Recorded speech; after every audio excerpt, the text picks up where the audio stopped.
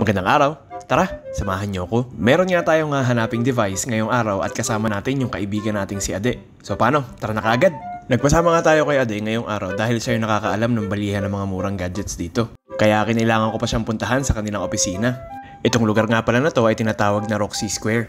Sa bawat palapag ng building na to, puro cellphone yung tinitinda. Walang iba.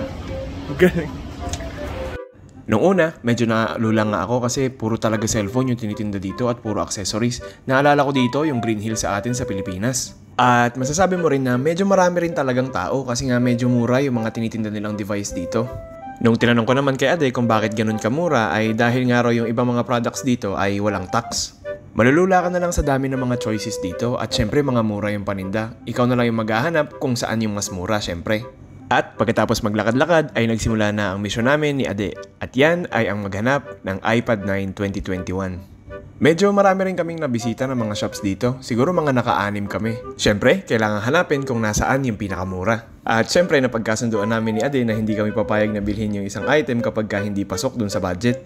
Nakakatuwa lang kasi game na game rin talaga si Ade sa kakuriputan ko. Hehehe, #Pinoys. At eventually, nahanap na namin yung shop na nag-a-agree doon sa presyo namin. Bali, bago nga pala kami nag-decide pumunta sa lugar na ito, ay tiningnan muna namin yung presyo ng iPad sa Pilipinas and kinumpara namin yung presyo dito, which is about 20 o 25% less kapag dito ka bumili.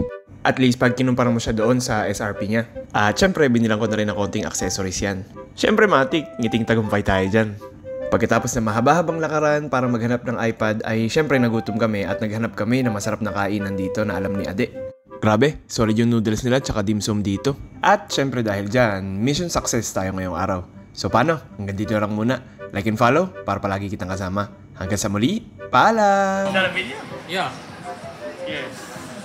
I bought my iPad here in Indonesia.